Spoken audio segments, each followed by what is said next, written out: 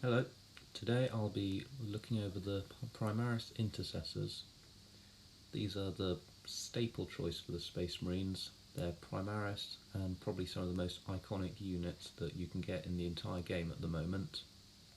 In this video I'll look over what they can do, their wargear options, and how you can use them effectively in your games. I've already made a video where I unbox them, so I recommend you look at that, but you don't have to do it now. That video just shows what's inside the box. So now I'll get straight into it.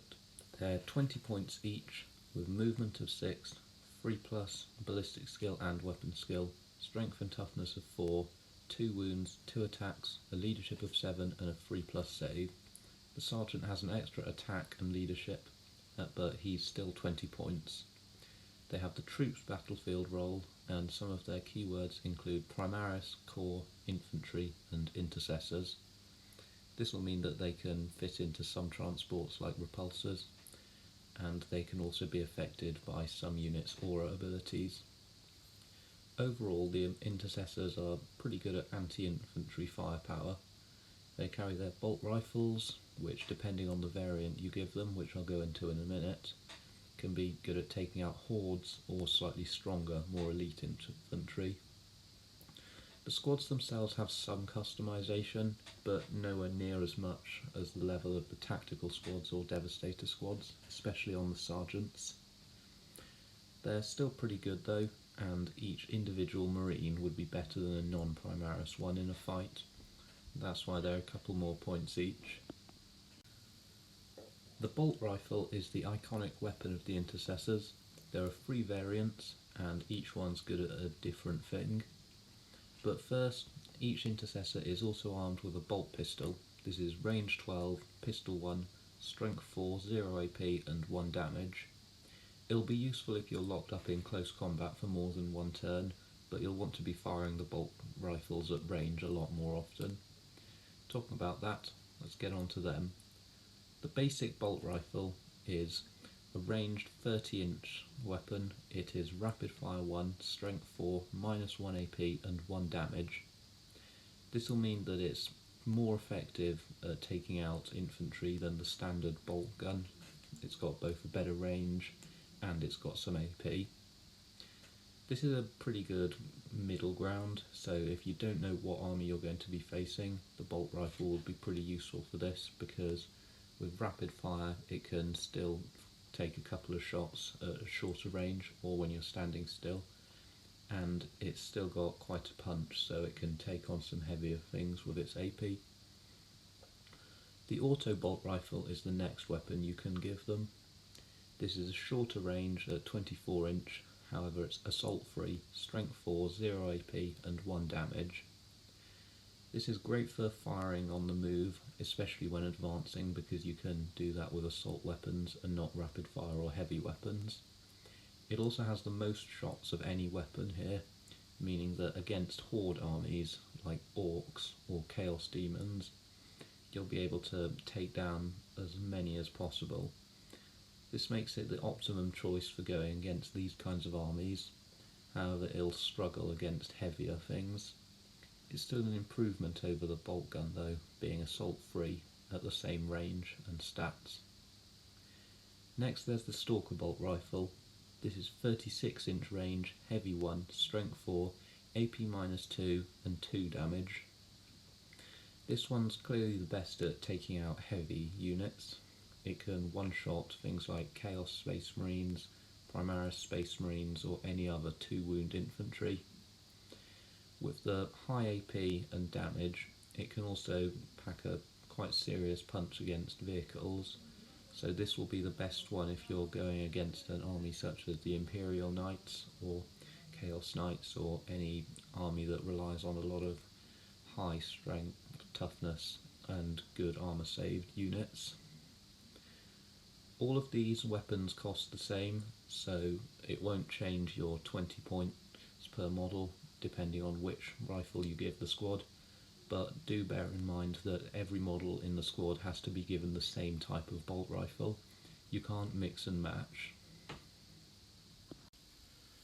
Some other war gear you can give the Intercessors are an Astartes grenade launcher. This is a 30-inch range grenade launcher weapon, but it's basically just an improvement over the standard grenades. You can take one of these for every 5 men in the squad, and it's only 5 points, so I'd usually take this. It's got 2 modes. The first is the frag grenade, which is 30-inch range, assault d6, strength 3, 0 AP and 1 damage. It seems to say strength 4 there, but it's actually strength 3. It does have the blast keyword, so it'll be good against lightly armed infantry, such as cultists or conscripts or guardsmen. You could also fire a crack grenade. This is 30-inch range, assault 1, strength 6, minus 1 AP and d3 damage. This makes it a lot more effective against taking out heavier infantry and armour, and it can give the squad a bit of a chance at taking out some vehicles at range. The sergeant in the squad doesn't have as much customisation as the tactical squad or devastator squad ones, but he's still got a few options. First of all, he could take a melee weapon. This isn't instead of anything, he can just have one, and the options are for 0 points an Astartes chainsword, a power sword for 5 points, power fist for 10, or thunderhammer for 20. I'd usually consider taking something like a chainsword in a squad like this, because the other weapons, like the power weapons, are quite expensive, and these guys are better at shooting from range, but giving him a chainsword will give the squad a lot better chance to kill stuff in melee. As well as that, he can replace his bolt rifle with a plasma pistol or hand flamer. Now, I really wouldn't do this. Maybe the plasma pistol if I'm going against a really heavy army like the Imperial Knights, but the hand flamer compared to a bolt rifle is pretty much useless, apart from the fact that it can automatically hit light infantry and might do a bit of damage. Overall, the only option I'd take on the sergeant would be the chainsword most of the time, and very rarely would I take a power weapon like a power fist, although they do have their uses in taking out vehicles and things like that. In game, I'd mainly use these guys for taking out infantry at range. They're a lot better in melee than most other troops options, except things like orc boys or assault intercessors, or things with dedicated melee weapons. Because of this, I wouldn't be scared of putting them in melee. However, I wouldn't actively try to do it unless there's a really heavy vehicle like a Land Raider or something like a Dreadnought with very powerful ranged weapons. For this, they can be good at locking stuff up in melee. And they've got their different bolt rifles. Those can be geared towards the different kinds of enemies, with anti-horde auto bolt rifles or anti-armour stalker bolt rifles. I'd also think about using these guys to hold on to objectives in the middle of the board. Because they're infantry and troops, they've got obsec, and that means if the enemy is trying to put a big vehicle on there, like the Death Guard might use a fetid bloke drone to stay on the middle objective and hold it, you can wrest control from that. Some of them might die doing this, but I think that's kind of the point of the Intercessors. They go up to the middle, take a few casualties, but try and do as much damage as they can whilst holding on to the objectives. The Intercessors synergise well with quite a few characters. Obviously there's the captains, lieutenants, chaplains. They give them the rerolls to hit or wound, or in terms of the chaplain, they can add one to their hit roll with recitation of focus.